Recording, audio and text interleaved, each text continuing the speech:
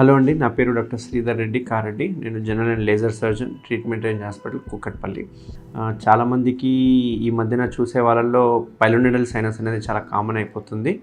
ఈ pilonidal sinus అంటే ఏంటి అంటే, మనకు బ్యాక్ సైడ్ ఏదైతే నడుము కింద బటక్స్కి మధ్యలో, అంటే దాన్ని మనం గ్లూటెల్ క్లెఫ్ట్ అంటుంటాము. ఈ గ్లూటెల్ క్లెఫ్ట్లో చిన్న అల్సర్ మాదిరిగా, చిన్న పుండులాగా, చిన్న ఒక పింపుల్ లాగా ఫామ్ అవుతుంటుంది. ఆ పింపుల్ నుంచి మెల్లగా చీము రావడము, రక్తం రావడం, ఇట్లాంటివన్నీ జరిగి ఆ ఏరియా మొత్తం యాప్సెస్ అంటే చీముగడలాగా తయారైపోతుంది అన్నట్టు. దీన్ని మనం పైలోనిడల్ యాప్సెస్ అంటాం అన్నట్టు. ఈ యాప్సెస్ కాస్త మెల్లగా పగిలిపోయి అందులో నుంచి చీమంతా బయటికి వచ్చి ఒక సైనస్ ఫామ్ అయిపోతుంది, ఆ ఫిస్టులా లాగా ఫామ్ అయిపోతుంది అన్నట్టు. దీన్ని మనం పైలోనిడల్ సైనస్ అని కూడా అంటుంటాం అన్నట్టు.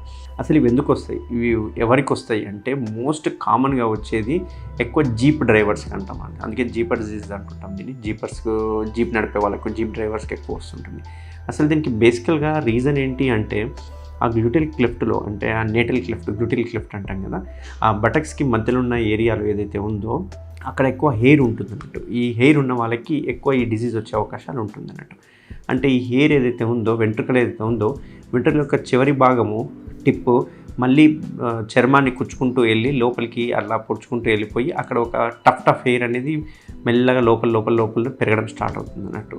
సో ఈ యాప్సెస్లో నథింగ్ బట్ ఏముంటుందంటే హెయిర్ ఉంటుంది అన్నట్టు. మన దగ్గర ఉన్న ఆ హెయిరే వెనక్కి వెళ్ళి కుచ్చుకోవడం వల్ల అట్లా యాప్సెస్ లాగా, సైనస్ లాగా ఫామ్ అవుతూ ఉంటుంది అన్నట్టు.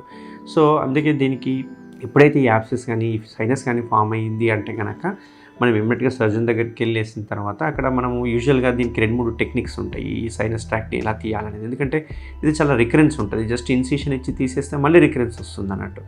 సో ఈ సైనస్ మొత్తం తీయాలంటే కింద మనకు అక్కడ కండ అంటూ ఏమి ఉండదు, జస్ట్ సాక్రల్ బోన్ మాత్రమే ఉంటుంది. సో ఏదైతే కోనికల్ షేప్లో మొత్తం తీసేసి ప్రైమరీ సూచరింగ్ చేయడం అనేది చేస్తూ ఉంటాం యూజువల్గా. కానీ దీనివల్ల డిసడ్వాంటేజెస్ ఏంటి అంటే, ఈ సర్జరీలో మొత్తం కోత తీసేసి ఓసారి కుట్లు ఏనికి వస్తుంది, లేదంటే కుట్లు అట్లా వేయకుండా ఓపెనింగ్నే పెట్టి తర్వాత సెకండరీ సూచరింగ్ అని అంటుంటాం. ఈ టెక్నిక్లో ప్రాబ్లం ఏమవుతుంది అంటే, పడుకోవడానికి కానీ లేకుంటే డ్రెస్సింగ్ కానీ ఇవన్నీ చేయించుకుంటుండాలి. ఆల్మోస్ట్ ఒక 20-30 డేస్ బెడ్ రెస్ట్ మీద ఉండాల్సి వస్తుంది అన్నట్టు. ఇవే కాకుండా రెండో మెథడ్ సర్జరీస్లో ఫ్లాప్ సర్జరీస్ అంటాం, రాంబాయిడ్ ఫ్లాప్ సర్జరీస్ అంటాం. అంటే ఆ ఏరియాలో ఉన్న చర్మము కండ మొత్తం తీసేసి వేరే దగ్గర ఉన్న చర్మం కండ వేయడం అన్నట్టు. దీనివల్ల కూడా ఏంటి అంటే, patient at least 10-15 days bed rest ఉండాల్సి వస్తుంది. ఓసారి ఆ కుట్లు ఊడిపోయే అవకాశాలు ఉంటాయి, ఇవన్నీ ఉంటాయి అన్నట్టు. మూడో టెక్నిక్ ఇప్పుడైతే మనం ట్రీట్మెంట్ రేంజ్ హాస్పిటల్లో లేటెస్ట్గా చేస్తున్నది ఏంటంటే లేజర్ అన్నట్టు. ఈ లేజర్లో ఎటువంటి కోత కూడా ఏం పెట్టకుండా ఆ సైనస్ ట్రాక్ట్ మొత్తాన్ని లేజర్ ద్వారా బర్న్ చేస్తామన్నట్టు, అబ్లేషన్ చేస్తామన్నట్టు. దీనివల్ల ఏంటంటే రిజల్ట్స్ బాగుంటాయి, ఎటువంటి కోత మార్బిడిటీ ఉండదు. పేషెంట్ నెక్స్ట్ డే నుంచే తన ఆఫీస్ వర్క్ కానీ తన రెగ్యులర్ యాక్టివిటీస్కి వెళ్ళిపోవచ్చు అన్నట్టు. అయితే ఇవి ఏ పద్ధతి చేసినా కానీ ఈ రికరెన్స్ రాకుండా ఉండాలంటే మనం ఏం చేయాలి? ఇప్పుడు వచ్చిన దాన్ని అయితే మనం తీసేస్తున్నాం, నెక్స్ట్ రావద్దంటే ఏం చేయాలి అంటే, ఆ ఏరియాలో ఉన్న హెయిర్ ఏదైతే ఉందో మనం పర్మనెంట్ లేజర్ హెయిర్ రిమూవల్కి వెళ్ళిపోవాలండి. లేకపోతే ఏమవుతుందంటే, మళ్ళీ సర్జరీ చేసిన తర్వాత ఇంకో హెయిర్ ఏదన్నా కనుక మళ్ళీ వెనక్కి వెళ్ళి కూర్చుకోవడము, ఫ్రీక్వెంట్గా అక్కడ డ్యామేజ్ చేయడం వల్ల మళ్ళీ సైనస్ వచ్చే అవకాశాలు ఉంటాయి అన్నట్టు. సో దీనికి పర్మనెంట్ సొల్యూషన్ కావాలంటే ఎప్పుడైనా కానీ ఆ ఏరియాలో ఉన్న హెయిర్ మొత్తాన్ని మనము పర్మనెంట్గా లేజర్ హెయిర్ రిమూవల్ చేయాలి. మన ట్రీట్మెంట్ రేంజ్ హాస్పిటల్లో హెయిర్ రిమూవల్ కూడా చేస్తున్నాము. సో ఈ హెయిర్ రిమూవల్ అనేది ఒకటే సిట్టింగ్లో కాకుండా 4-5 సిట్టింగ్స్లో చేస్తే కనుక మనం మొత్తం హెయిర్ ఫాలికల్తో సహా తీసేస్తాం కాబట్టి ఆ ఏరియా నీట్గా ఉంటుంది.